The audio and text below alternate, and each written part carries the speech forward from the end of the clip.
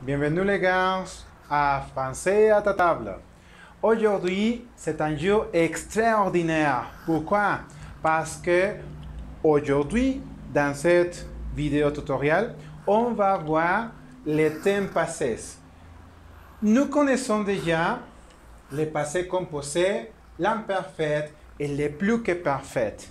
Les trois termes vont exprimer antériorité, vont passer choses qui sont passées dans le passé, évidemment.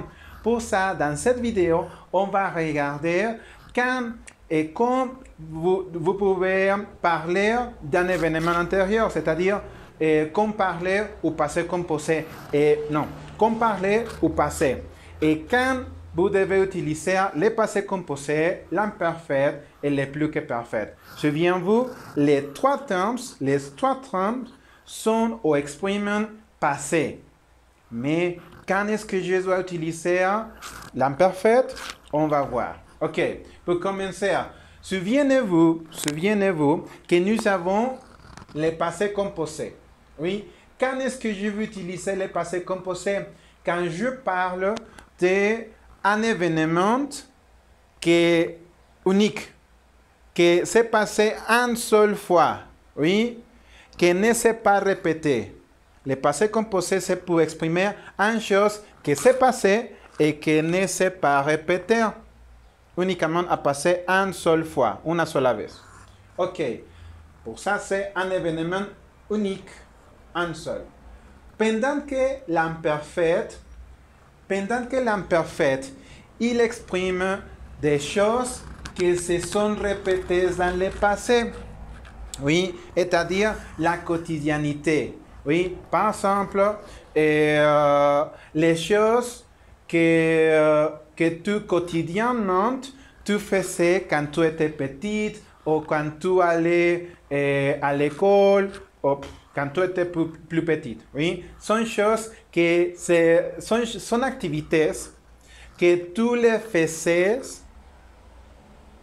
avec régularité dans le passé. Aujourd'hui, tu ne le fais pas plus. Oui, tu ne le fais pas plus. Tu ne le fais plus. Oui, tu le faisais quand tu étais petite. Oui, et c'est répété, se sont répétés. Donc, tu exprimes par exemple la quotidiennité, les habitudes, la circonstance. Oui, c'est ça l'imparfait. Alors que les plus que parfaits, on va utiliser les plus que parfaits quand tu veux exprimer une chose qui s'est passée, oui, qui a passé avant une autre chose qui est passée. C'est-à-dire que les plus que parfaits, tu vas exprimer avec les plus que parfaits une chose qui est passée antes d'une autre chose au passé. Oui, ce sont deux choses. Cosas que pasaron antes de otra cosa. Exemple, bon, on va regarder des exemples. Ok, dans ce cas, j'écris d'exemples. Oui, et dans cet exemple, vous m'allez dire quel terme c'est-il et pourquoi j'utilisais ce terme. On y va. Ok, par exemple, Mario a voyagé aux États-Unis l'an dernier. Ok, quel terme est-ce que j'utilisais? Quel terme j'utilisais? Première chose. Quand est-ce que a passé cet événement? L'an dernier. Oui, ok.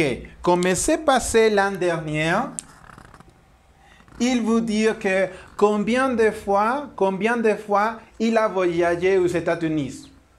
Selon la sentence, il a voyagé une seule fois.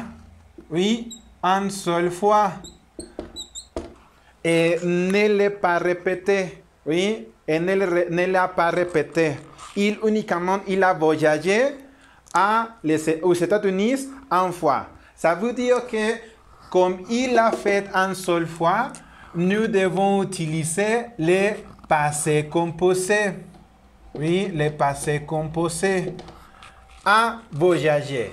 Pourquoi? Parce qu'il l'a fait une seule fois et ne l'a pas répété. OK? Donc, OK. Alors, la suivante sentence. Mario voyageait au Canada quand il était petit. Oui, il voyageait beaucoup de fois au Canada quand il était petit. OK. Quel temps est-ce que j'ai utilisé dans cette sentence? Première, la question. Combien de fois, cuántas veces, combien de fois il a voyagé au Canada? Il ne dit pas. Il ne dit pas si il a voyagé une fois ou deux fois. Il dit que quand il était petit. Qu'est-ce que expresse quand il était petit? Quand il était petit. Peut-être que quotidiennement, ou beaucoup de fois, muchas veces, il voyageait au Canada. Pour ça, peut-être que cette expression, peut-être, il nous indique que cette action, il l'a répétée quand il était petit. C'est-à-dire que quand il était petit, il voyageait beaucoup de fois au Canada. OK? Donc, il expresse la quotidianité. C'est-à-dire que cette action, il s'est répété. Il s'est répété beaucoup de temps, muchas veces. Oui? Dans le passé, en el pasado. Non aujourd'hui, non plus. Oui? OK. Alors, pour ça, quel temps est-ce que j'utilisais pour exprimer en quotidianité au passé? Oui, imparfait. Imparfait. Pourquoi? Parce qu'il a fait quand il était petit. Quotidiennement, l'a répété. Pour ça, j'ai dit Mario voyageait. Oui, viajaba. No viajó. C'est ça passé composé. Elle viajó une seule fois. Mais il voyageait quand il était petit. OK. Nous allons bien. OK. L'imparfait, c'est quand une chose s'est répétée dans le passé. Nous l'exprimons à l'imparfait. OK. Le dernier exemple. Mario avait voyagé en Italie avant des États-Unis. OK. Nous devons analyser cette sentence. Première, il dit que il a voyagé aux États-Unis, non? Selon la première sentence, quand est-ce qu'il a voyagé? Quand est-ce qu'il a voyagé? Ah, l'an dernier. Oui, il a voyagé l'an dernier. OK, ça veut dire que avant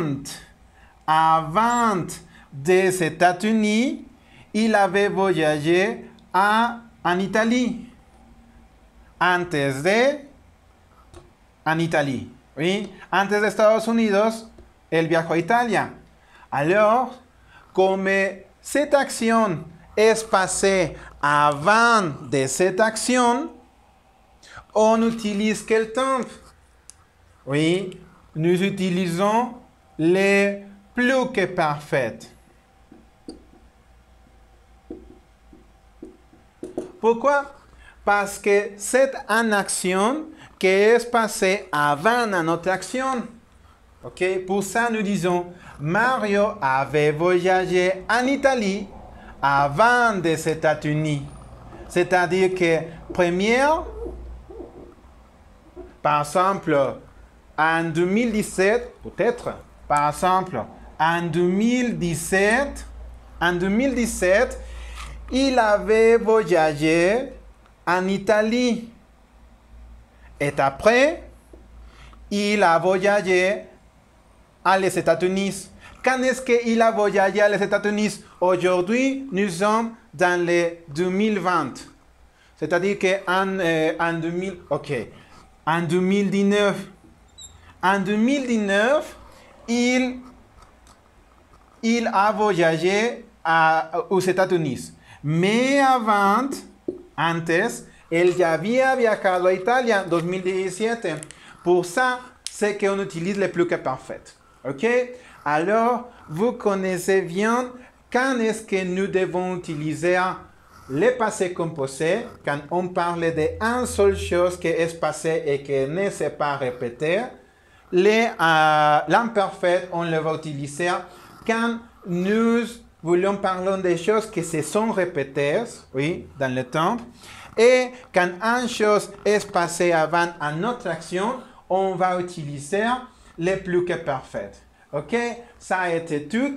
Merci pour regarder. Et si vous avez des questions, vous me pouvez questionner et je répondrai. Merci pour regarder. Au revoir.